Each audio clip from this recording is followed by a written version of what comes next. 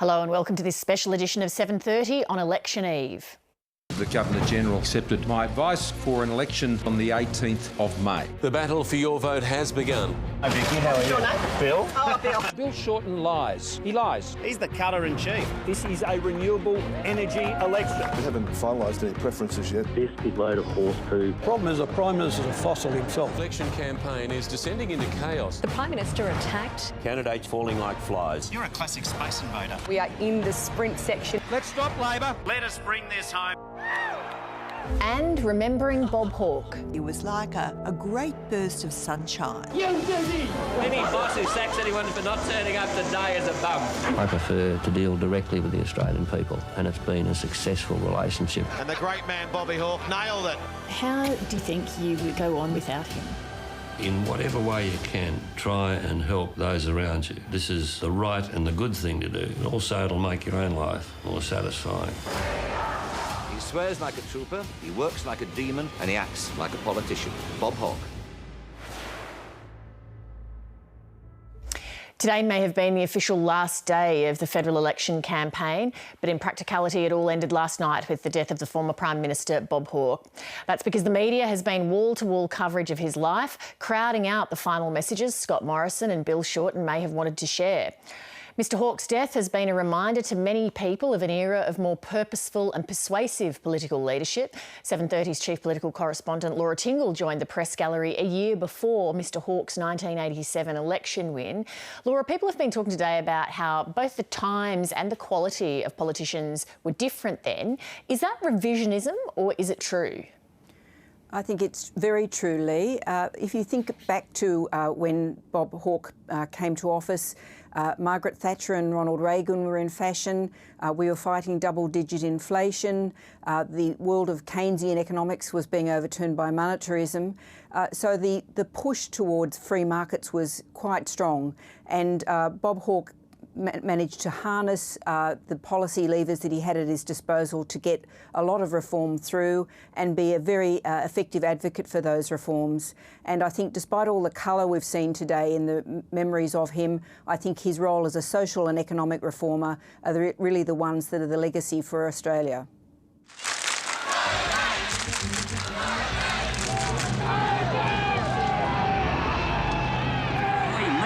Requirements in regard to power and jobs, then there remains no reason at all for a dam that no one wants as a dam. I say to you that when Labor comes into government after the 5th of March, the dam will not proceed. Then every Australian, from newborn babe to Prime Minister, can share in the cheapest, simplest and fairest health insurance scheme Australia's ever had.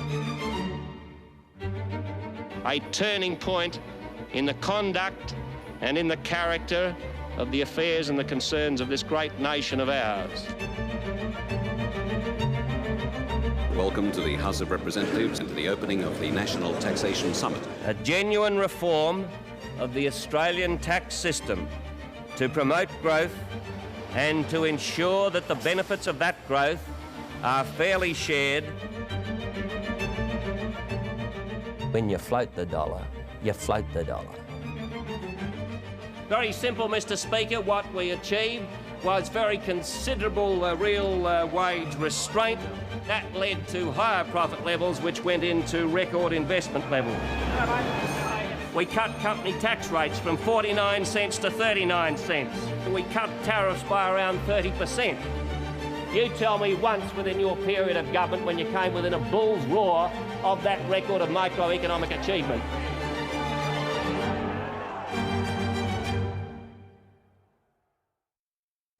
Laura Tingle still with us. Laura, Bob Hawke was a very skilled politician, well aware of the opportunity posed by unexpected events and good timing. Do you think his death in the final stages of the campaign will have any influence on the way people vote? Well, it certainly will in this respect, Lee. As you mentioned earlier on, the campaign effectively stopped. The coalition had been talking about having some momentum back to it in the last couple of days, and it's basically stopped the message is being able to get out. Scott Morrison's been running all over the country today, but probably not many people will hear that message. And it may actually revive a bit of sort of sentiment towards Labor, which certainly some people in the Labor Party believe will happen and may help them over the line in a couple of seats. The internal polling in both the major parties is pointing to a tight election. What should people look out for in early counting tomorrow night? I think they should be looking at what happens in Melbourne and Brisbane, Lee. If those seats start to swing quite strongly, that suggests the result is going to be a comfortable Labor win rather than a very tight result. They give you one of these. No, you fancy.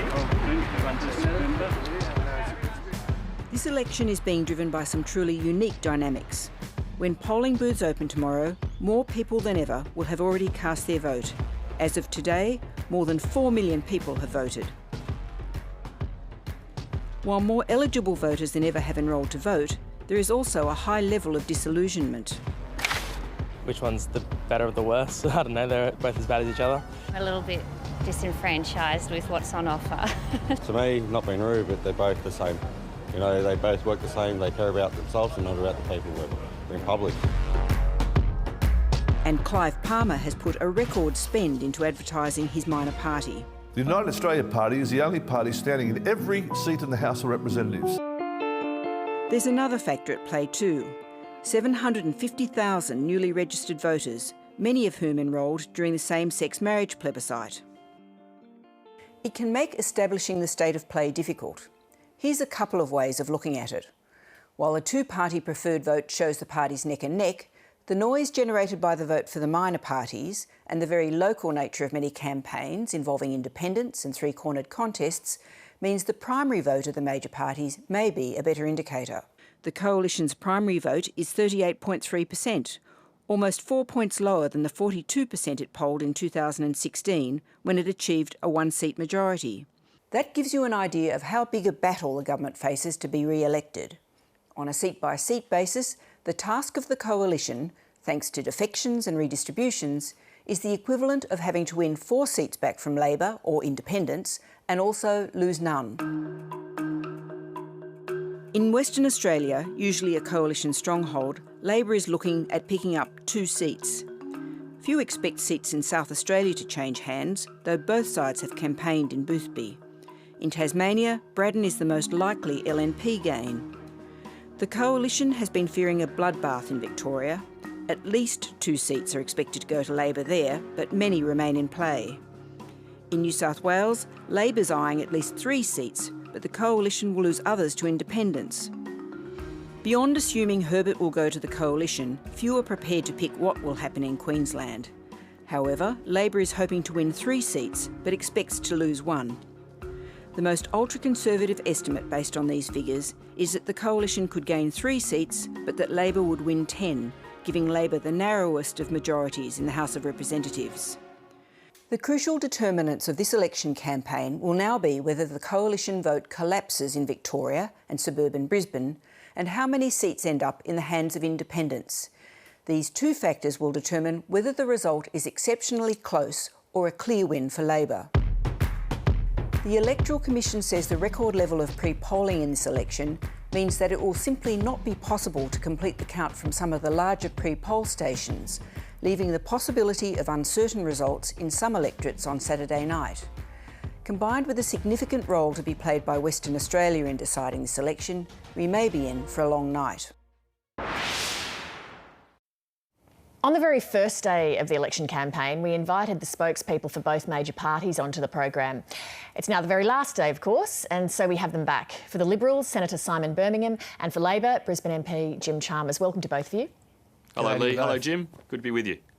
Let me start by asking each of you what makes you most nervous tomorrow about your side's prospects. Jim Chalmers. Well, I think inevitably the night before an election there is a degree of apprehension. You want to make sure that people get out to the polling booths and cast their vote, and when they do tomorrow, they've got an opportunity to end the cuts and chaos in Canberra under the Liberals and Nationals, and to put in place a Labor government which is for real change, not more of the same, better hospitals and schools, not more cuts, unity and stability, not more of that division and dysfunction, and importantly, I think, real action on climate change. Jim Chalmers, shame on you. You've ducked that question. Simon Birmingham, what are you most fearful about for your side tomorrow? Well, the great nervousness is whether or not Australians have focused on the cost of change sufficiently. And in the end, the cost of change at this election is a real one for the millions of Australians who would face higher taxes under Bill Shorten, around 1 million Australian retirees, around 1.3 million Australians who currently negatively gear their homes, and set an example that many others would face higher taxes on in the future. Of course, many millions of Australians, around 10 million working Australians, who will end up, if you're currently earning around $40,000, you will pay less tax in the future under our income tax plans relative to Labor's. And so for all of the big spending promises of Bill Shorten, there is a very real cost for Australians, and I hope that people, as they go to vote tomorrow, think about that price of change and that cost of change. Oh, Senator, you've taken a leaf from Jim Chalmers' book. I'm sure that's not what's going to keep you up tonight. Now, the Prime Minister was in Queensland today, Simon Birmingham. Does that mean that the Coalition thinks it has a better chance of winning government there than it does in Victoria, for example?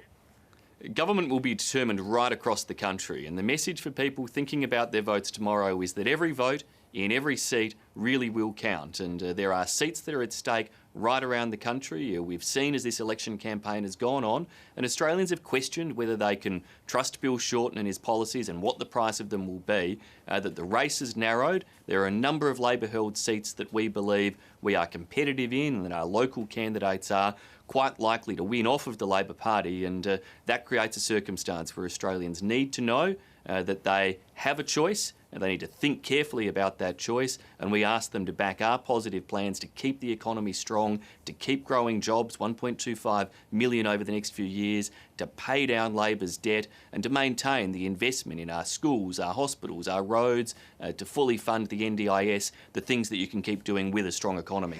Jim Chalmers, it was just a matter of months ago that the Coalition was in disarray, having overthrown its leader. How is it possible that Labor is in a position where this is even a competitive election? How is it possible that Labor isn't walking it in? Does that say something about your campaign? Well, they're still in disarray, Lee. You've had the Liberals and Nationals brawling this week. They've got this bizarre three-ring circus of Morrison and Palmer and Hanson.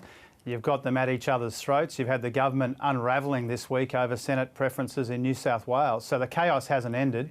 The division and dysfunction is still the defining feature of the Morrison Liberal government. We always thought the election would be close. Elections are typically tight in this country, and there's a lot at stake. And I think when people go to the polls tomorrow and they consider how close it is, they need to understand that this is their big opportunity to end those cuts and chaos, to get proper investment in our schools and hospitals and childcare, to get proper action on climate change. And I think overall, fundamentally, to have some stability and unity and experience in their national government rather than this chaotic mess that they've had the last 6 years. Jim Chalmers, Simon Birmingham, you must both be very tired, so thank you for making time to speak to us on a Friday night. I wish you both the best tomorrow. It's a real pleasure. Thank you very much, Lee. My pleasure. Cheers, Jim. In recent years, unruly crossbenchers have become a huge issue for governments of both persuasions, frustrating their ability to pass legislation. As Laura Tingle explains, no matter which major party forms government after tomorrow's election, that trend looks set to continue.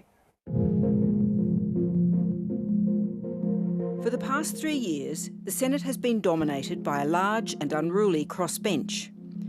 The double dissolution election in 2016 meant the whole Senate was up for election, instead of the usual half.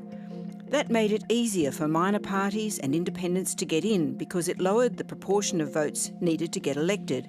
As a result, the crossbench swelled. This year, with only half the Senate up for election, that advantage is gone. Although both parties will have to rely on the crossbench, it's likely to be smaller than the current crop. The Australia Institute, a progressive think tank, conducts some of the only polling on the Senate.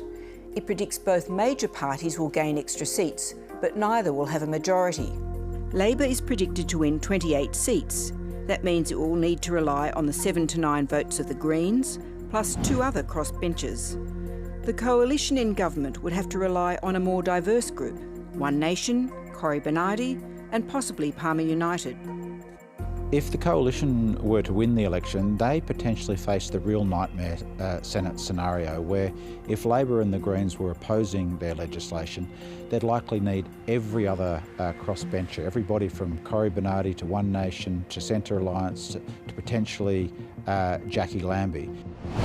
There are only a few spots that are really subject to hot competition. Despite all the money, noise and fury about the United Australia Party and One Nation, in Queensland, Clive Palmer is expected to be battling it out with One Nation's Malcolm Roberts for only one seat. Despite the big advertising spend, he's no lock on a Senate seat in Queensland, and I think it'll be a close run thing.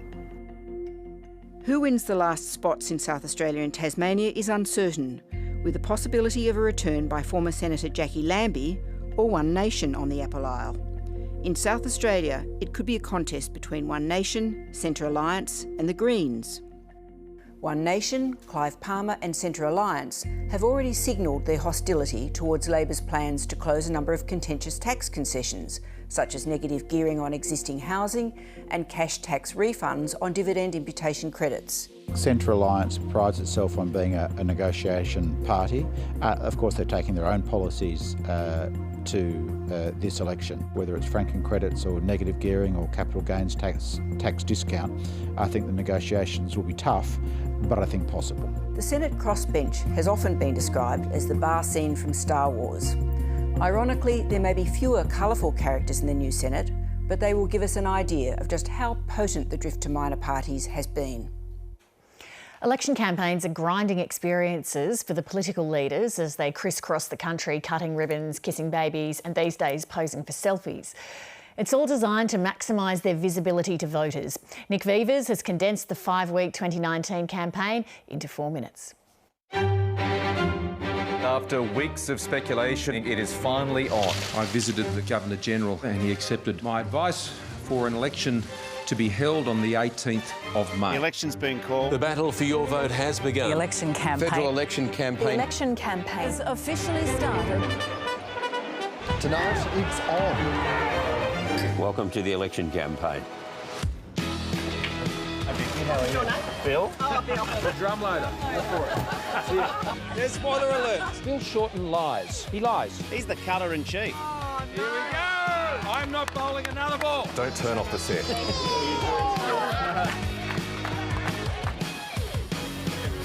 Prime Minister's happy. Both parties have suspended campaigning for Good Friday. An election campaign ceasefire. Billy Shorten. Hello, Easter Bunny. How are you?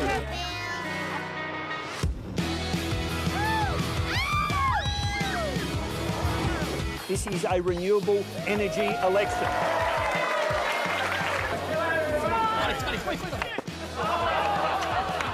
Record spending on health and education. Clive Palmer has emerged as a potential kingmaker this election. Well, we haven't finalised any preferences yet. This is an absolute load of horse poo. It's an issue that's become an $80 million distraction. Labor government. We're going to look at that. He was pretending he was going to lower their taxes. No. When we can afford to lower income taxes in this country, we will.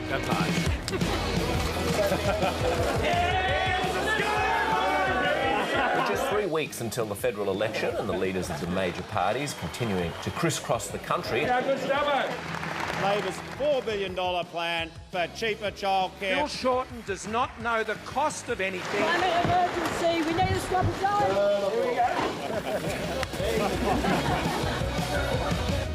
Here we go. Nice to meet you too. Shorten is a prick.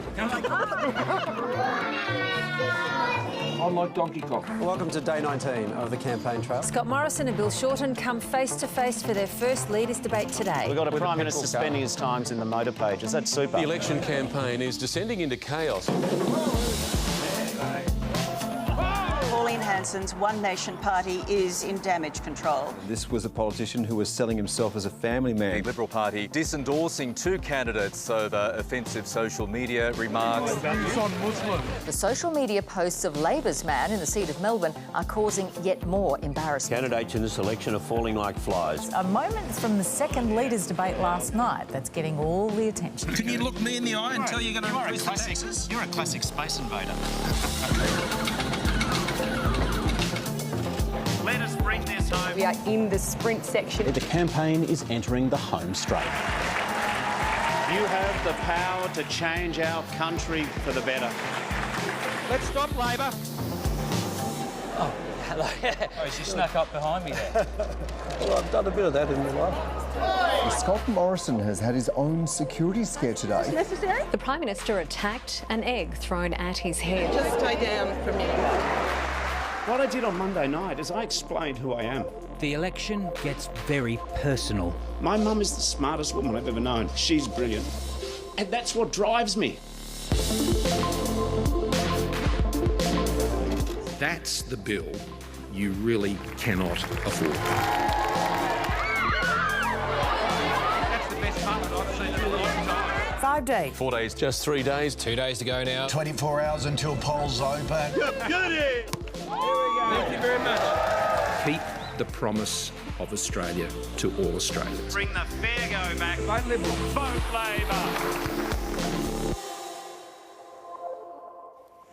For analysis of what's been a very interesting campaign, with me ABC political writer Annabelle Crabb and Insiders host Barry Cassidy. First, a broad question to both of you.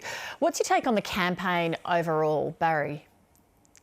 Well, what we just saw there is Bill Shorten prefers merry-go-rounds and Scott Morrison prefers fast rides, and Scott Morrison likes big trucks and Bill Shorten likes puppies. Look, Simon Birmingham just said then that it's change versus the cost of change, which is a rather odd way of putting something when the country seems to be at a junction. But look, for me, whatever the campaign is about, campaigns, and I've always felt this, the campaigns are only as good as the previous 3 years allow them to be. In other words, you have to structure your campaign based on attitudes that people have formed over 3 years on the government's performance and on the coalition's performance. And on that score, of course, the coalition was in disarray, starting with Barnaby Joyce, and then there was the disunited period leading up to the fall of Malcolm Turnbull. And on the other side, Labor was relatively united, and perhaps the only real scandal they had was around Sam Dastyari, and they always had the edge on climate change. So I think by focusing on the campaign sometimes, even though they're important, I accept that, and they can make a difference at the edges, I think the big picture tells you something has to explain why the coalition has been behind in more than 50 consecutive news polls, and I think it's the performance over the previous 3 years. What's your take, Annabelle Crabb? Well, imagine if I'd sat you both down a year ago and said, right, this is how it's going to roll, right?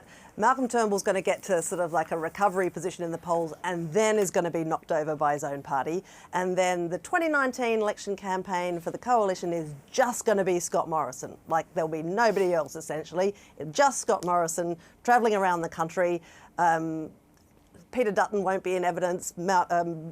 Julie Bishop and Christopher Pyne will have gone, and it's just going to be a one-man band. The amazing thing is that he's made a fair fist of the campaign. I mean, he's barely had a feather to fly with. He's been unable to talk about climate because essentially Labor's offering the model that he endorsed last year. He's been unable to talk about border protection, which is an amazing thing for a coalition campaign not to be running hard on, and that's due to a number of factors, including the very low profile, understandably, of the Home Affairs Minister, Peter Dutton. So this has been an extraordinary course of action for the entire coalition campaign to be narrowed to one person. But the more extraordinary thing is that they seem to have narrowed over the course of the campaign. In that sense, the campaign of the coalition has kind of worked. On the other hand, you've got Labor, which is running it has really silenced the orthodoxies of the last generation about what you can do at a campaign. This is the most unashamedly Labor campaign that I can remember that party running. It's nothing like 2007 where, remember Kevin Rudd was kicking people, unionists, out of the party and doing campaign ads in office blocks and so on. Do you read anything, Annabelle Crabb, into the fact that a lot of people have voted early? Look, I would hesitate to read too much in terms of the result into it. I think that this is something that, the AEC reckons that 4.5 million people will have pre-polled before the polls open for good tomorrow morning. I think it's mainly kind of like a convenience issue. People don't love queuing. I wouldn't rush to say, well, look, that's a bad sign for the government because everybody's run out with their baseball bats.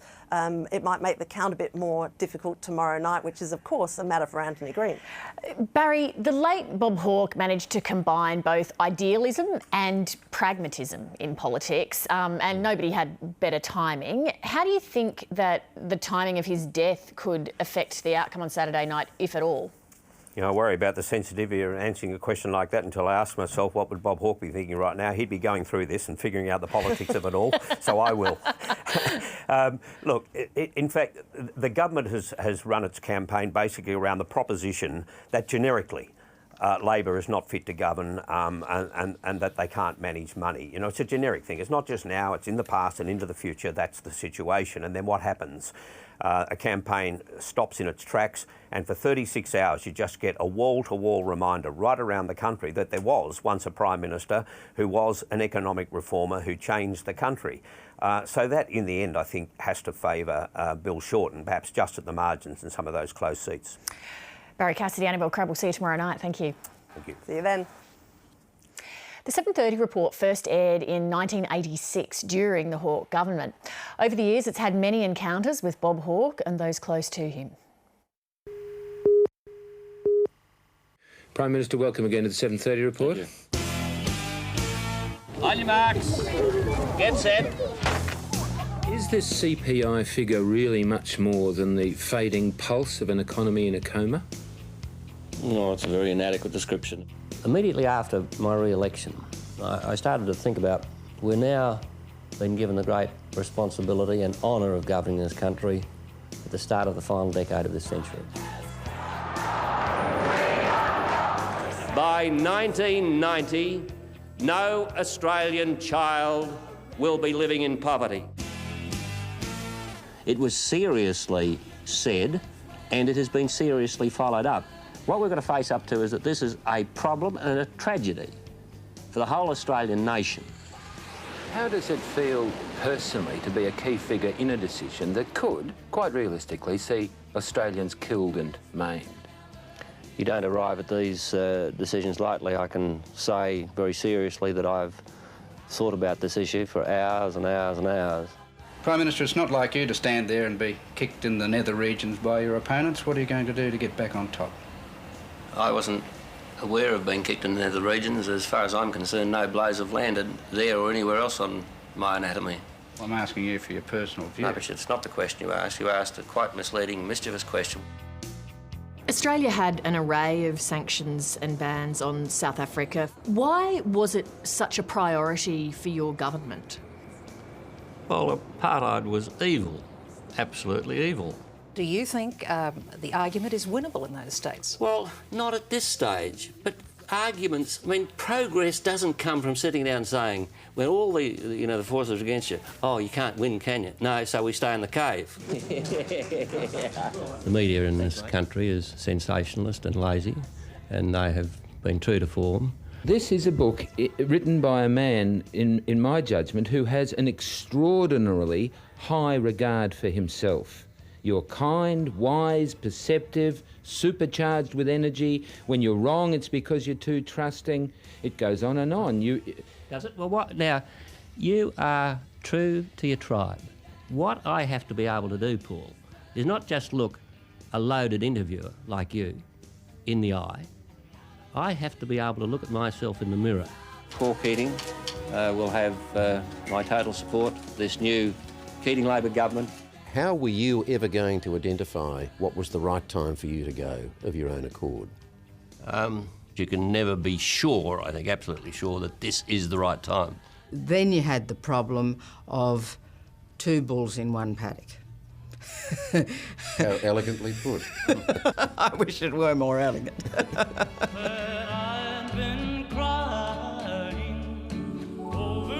There's no such thing as considering a woman's path through life other than that in that ancillary role. And you write that this thing is very critical to understanding the nature of your parents' relationship. I think so, because I think, retrospectively, some people like to look at some of Dad's behaviours and think, oh, wasn't he a bastard?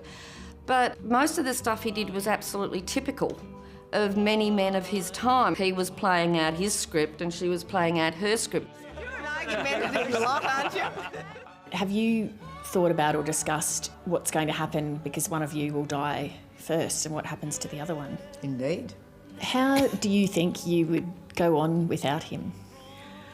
With difficulty, Lee. With difficulty. Oh dear. Oh, sorry. It's all right. I'm sorry. He's my best friend. It strikes me that the flip side of having been so fortunate to have such a great and wonderful love, I'm so sorry that I've made you upset. It strikes me that the flip side of that is that later on you just have such intense suffering. That's right. Look at us, what a couple. And you're crying.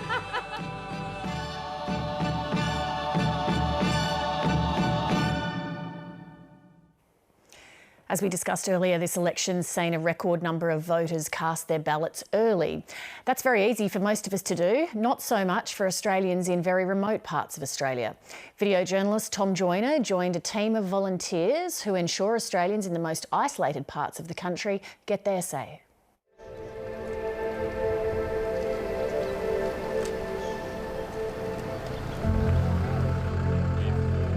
My alarm is usually set for 4:30 in the morning, and then I'm waiting for the little shuttle bus to pick us up, take us over to the airport.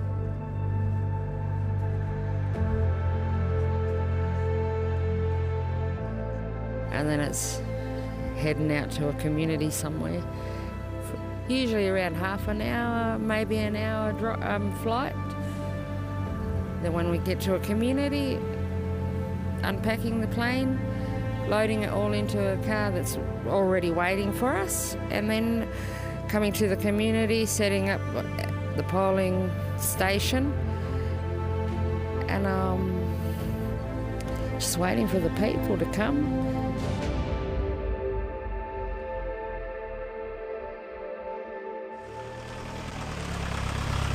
My name's Diane Logan, and I'm out here with the remote polling team. And collecting votes for the upcoming election on the 18th of May.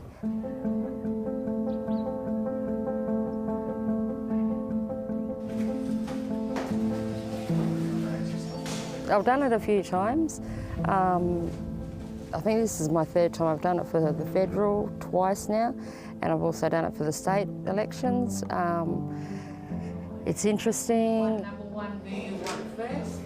Number 9, who you want last. Okay. People are happy to see us out here and able to have a say in their country, who's going to lead our country. Because you can number 1 to 6 or more on the top, whichever one you choose. Even though we don't necessarily all speak the same language, the body language is the same.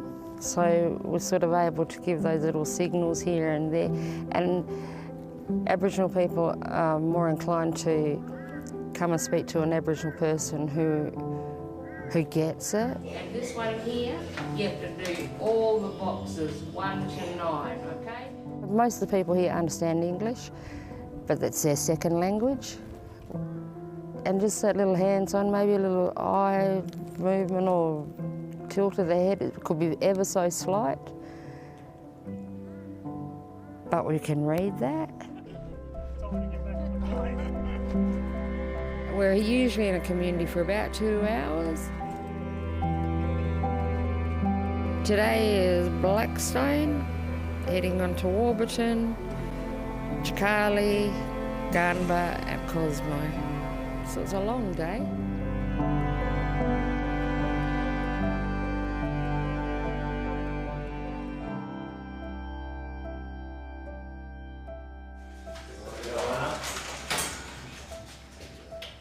My name's Jason Barrow. I'm a Noongar man through mum's side of my family from the southwest of Western Australia.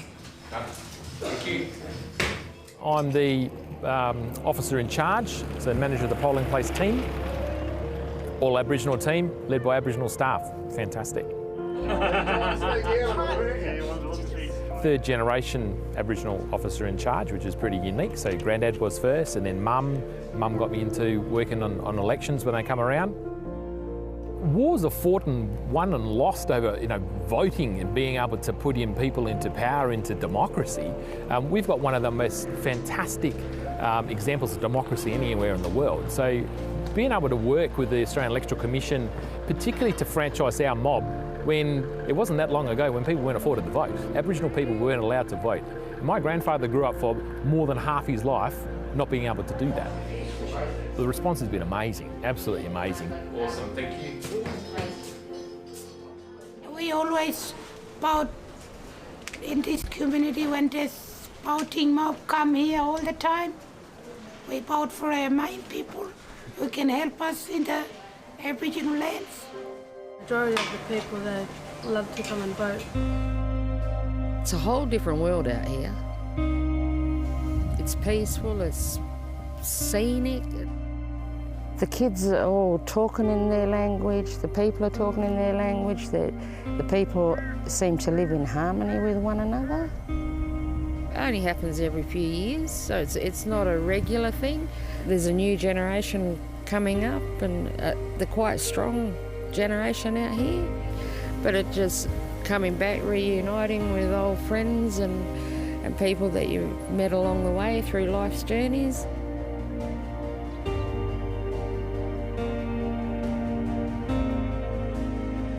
Favourite part for me, smiling happy voters. People have gone, oh, I didn't think you'd come here. It's an amazing thing to see the joy in someone's face the first time that they get a ballot paper handed to them, that they can make a free and informed self-choice about who they want to govern, is just an amazing thing. Some people have tears in their eyes. That report was shot and produced by Tom Joyner. One of the decisions all voters must make is how to allocate their preferences. Some of us follow the how to vote cards provided by the parties, while others exercise their democratic right to fill out every single Senate box. Tonight, we see what happens when satirist Mark Humphries ventures below the line. Really? Yeah, apparently it happened in Engadine. Yuck. So, I'm thinking about voting below the line. You really think you're qualified to vote below the line? Of course I am. I've watched every episode of Q&A. I think you mean QI. No wonder my tweets never come up on screen. I don't think you voting below the line is a good idea. I don't think letting the parties decide where my vote goes is a good idea. I'm voting below the line. Okay, your funeral.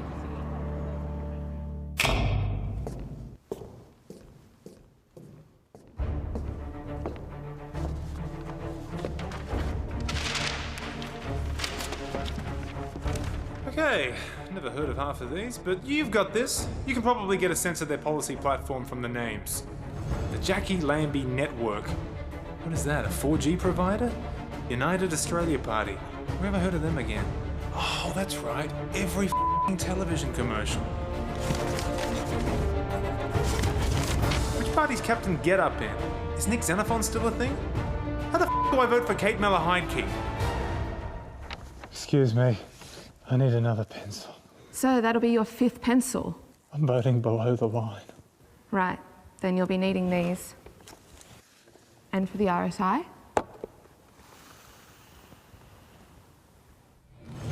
Harold Holt is still technically PM party. Hard to argue with that.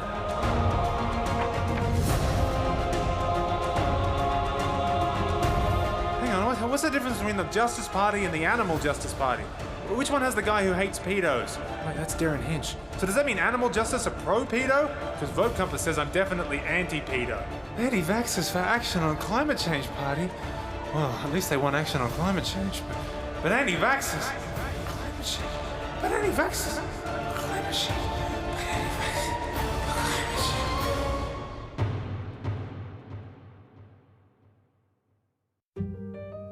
Each election, dozens of Australians perish attempting to choose their own preferences. Don't risk it. Follow the how to vote cards that benefit us. Authorised by the Liberal Party, Labor Party, Greens, One Nation, United Australia Party and Anti-Vaxxers for Action on Climate Change Party. That's 7:30 for tonight. Please join me tomorrow night for full coverage of the federal election from 6 p.m. I'll be joined by the ABC's best political brains, Barry Cassidy, Annabelle Crabb, Laura Tingle, Andrew Probyn and, of course, the incomparable Anthony Green. You won't want to miss it. See you then. Good night.